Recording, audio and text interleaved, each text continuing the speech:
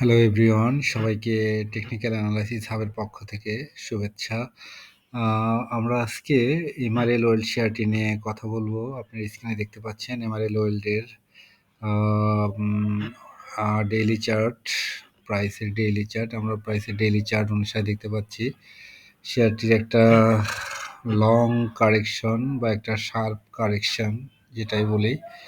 আমরা দেখতে পাচ্ছি শেয়ারটি একটা বড় ধরনের প্রাইস মুভমেন্ট হয়েছিল 2023 সালের মার্চ মাস থেকে শুরু করে অলমোস্ট 23 সালের জুলাই মাসের মধ্যেই শেয়ারটি কিন্তু 30 টাকা লেভেল থেকে অলমোস্ট 200 টাকা বা 190 টাকার দিকে উঠে যায়।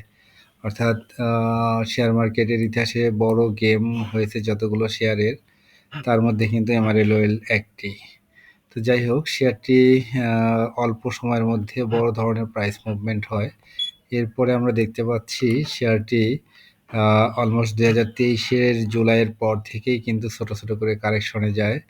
আপনারা দেখতে পাচ্ছেন যে প্রথম ফেজে কারেকশনে 188 বা 90 লেভেল থেকে কারেকশনে আসে 133-এর দিকে।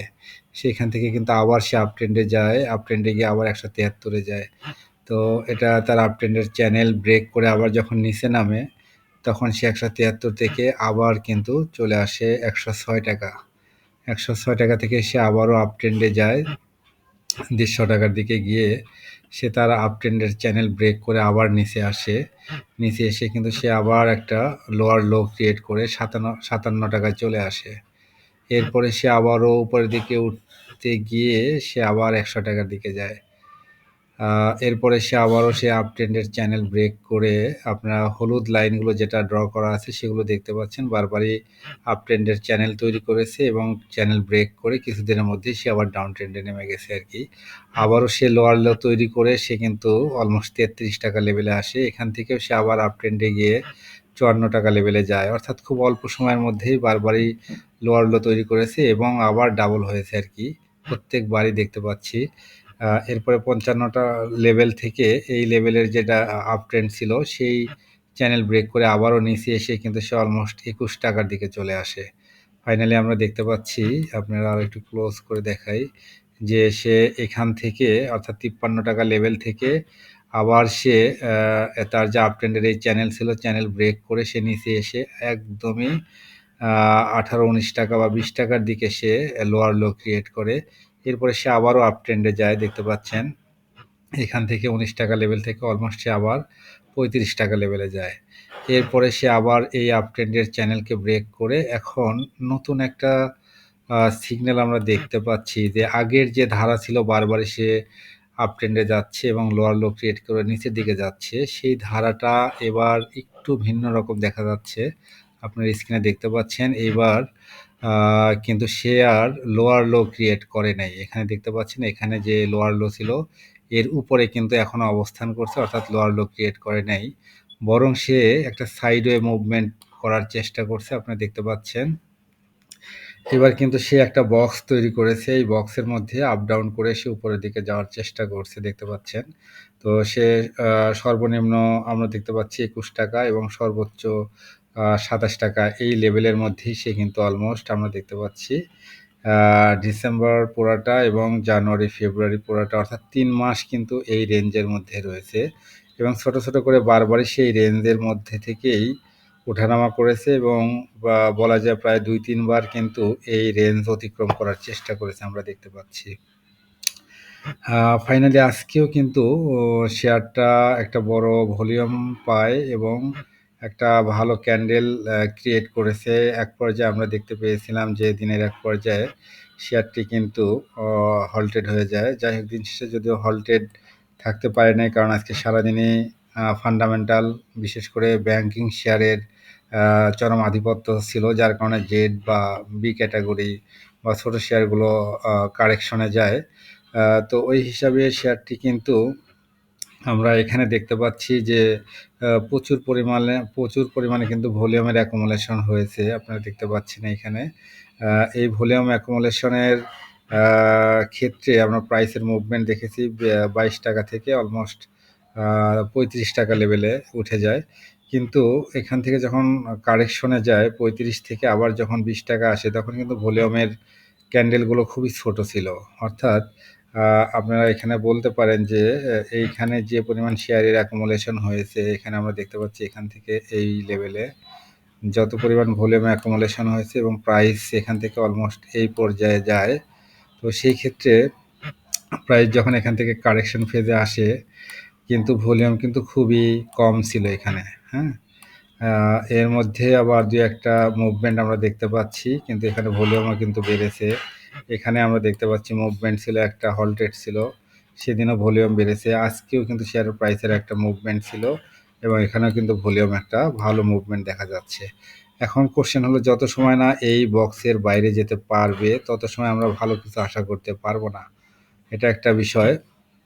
তবে এখন বিষয় হলো যে এই শেয়ারটির আরেকটা বিষয় যদি আমি বলি, আমরা লং একটা ডাউন ট্রেন্ড যেহেতু আমরা দেখতে পাচ্ছি, শেয়ারটি অলমোস্ট আমরা এই লেভেল থেকে যদি ধরি ২০২৩ থেকে যদি ধরি, তাহলে বর্তমান সময় পর্যন্ত একটা বড় কারেকশন হয়। এই কারেকশন ফেজে যারা শেয়ার কিনেছে কিন্তু শেয়ার সেল করেনি যে শেয়ার আবার ঘুরে হয়তো আগের জায়গায় যাবে, তারা কিন্তু সবাই অলমোস্ট আটকে আছে এবং লসের মধ্যে পড়ে আছে আরকি। তো সেক্ষেত্রে এই শেয়ারটিতে কিন্তু অনেকেই হোল্ড করছে। আমাকে অনেকেই বলছে যে হাই প্রাইসে কিনে আটকা পড়ছে আরকি। তো শেয়ারটি কি করা যায়? তো এখন বর্তমান যে পরিস্থিতি তাতে এখন আ আশা করা যায় যে যেহেতু আগের যে ট্রেন্ড ছিল বারবারই লোয়ার লো তৈরি করার যে একটা ট্রেন্ড সেটা কিন্তু অনেকটাই আটকে আছে আরকি। অর্থাৎ এখন আর সে লোয়ার লো তৈরি করছে না এবং সাইডওয়ে মুভমেন্ট করছে। সেক্ষেত্রে শেয়ারটি কিন্তু এখান থেকে একটু আপ ট্রেন্ডের দিকে যাওয়ার একটা চান্স রয়েছে আরকি। আচ্ছা, এখন যদি আমরা এটাকে কিছু ও ইন্ডিকেটরের মাধ্যমে দেখি, আ কিছু টেকনিক্যাল ইন্ডিকেটর দেখি, তাহলে আমরা ১ম এই দেখব ইসিমোকু দেখি। ইসিমোকু ক্লাউড আমরা যদি দেখি, আপনি দেখতে পাচ্ছেন যে ডেইলি চার্টে কিন্তু ইসিমোকু ক্লাউডের ভিতরে অবস্থান করছে আরকি। তার এখন তাহলে রেসিস্ট্যান্স হলো আর 28 টাকা, অর্থাৎ ক্লাউডের আপার যে ব্যান্ড সেই ব্যান্ডে 28 টাকা তার একটা রেসিস্ট্যান্স লেভেল, এটাকে তাকে ক্রস করতে হবে আরকি। এটা ক্রস করলে কিন্তু নতুন করে একটা ভালো সম্ভাবনাময় প্রাইস মুভমেন্টের আমরা ইঙ্গিত হয়তো পাবো। আচ্ছা, এটাকে যদি আমরা উইকলিতে দেখি তাহলে উইকলি চার্টে আমরা দেখতে পাচ্ছি যে ইসিমোকু ক্লাউডের অনেক নিচে অবস্থান করছে। সেক্ষেত্রে এটা টেনকান-সেন এবং কিজেন-সেন এটা দুটাই রেখায় নিচে অবস্থান করছে আরকি। আর যদি আমরা এটাকে বোলিঙ্গার ব্যান্ডে দেখি, আপনারা দেখতে পাচ্ছেন যে বোলিঙ্গার ব্যান্ড কিন্তু খুবই ন্যারো হয়ে আছে আরকি। আমরা যেখানেই দেখেছি যে বোলিঙ্গার ব্যান্ড ন্যারো হয়েছে সেখানে কিন্তু প্রাইসের একটা মুভমেন্ট আমরা দেখতে পেয়েছি আরকি। তো আশা করা যায় যে বোলিঙ্গার ব্যান্ড যেহেতু ন্যারো হয়ে আছে আপনারা দেখতে পাচ্ছেন, তো সেক্ষেত্রে এখান থেকে হয়তো প্রাইসের একটা মুভমেন্ট আমরা আশা করতে পারি। দেখতে পাচ্ছেন এখানে যে বোলিঙ্গার ব্যান্ডটা কিন্তু ন্যারো হয়ে আছে। এখন আজকের যে অবস্থা সেটা কিন্তু আমরা দেখতে পাচ্ছি যে বোলিঙ্গার ব্যান্ডের যে আপার ব্যান্ড সেটাকে কিন্তু টাচ করে অলমোস্ট উপরের দিকেই অবস্থান করছে আরকি। তো সেক্ষেত্রে আশা করা যায় যে আগামীকাল যদি পজিটিভ ক্যান্ডেল রাখতে পারে তাহলে কিন্তু আমরা এখান থেকে একটা ভালো প্রাইস মুভমেন্টের একটা আশা করতে পারি। এরপরে যদি আমরা অন্য কিছু ইন্ডিকেটর দেখে আসি, এছাড়া আমরা মুভিং অ্যাভারেজের লাইনের উপরে অবস্থান করছে সেটাও দেখতে পাচ্ছি। মুভিং অ্যাভারেজ ক্রস ওভারটা আছে কিনা দেখি। ইএমএ ক্রস ওভার আমরা এখানে দেখতে পাচ্ছি, এই যে স্টার যেটা দেখতে পাচ্ছেন এটা কিন্তু ইএমএ ক্রস ওভার করেছে এখানেই, হ্যাঁ? অর্থাৎ অলমোস্ট ৭-৮ দিন আগেই কিন্তু এক্সপোনেনশিয়াল মুভিং অ্যাভারেজ যেটা সেটা কিন্তু ক্রস ওভার করেছে। তো সেক্ষেত্রে এটা কিন্তু একটা পজিটিভ দিক। তো এরপরে আমরা যদি দেখি শুধুমাত্র মুভিং অ্যাভারেজ, সেটাও কিন্তু মুভিং অ্যাভারেজের উপরে অবস্থান করছে, এটাও পজিটিভ।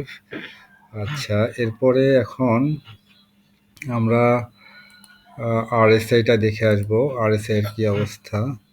আরএসআই অনুসারে যদি দেখি আরএসআইটা এখন খুবই স্ট্যান্ডার্ড লেভেলে আছে 58, সামনে হয়তো 70 যাওয়ার সুযোগ আছে।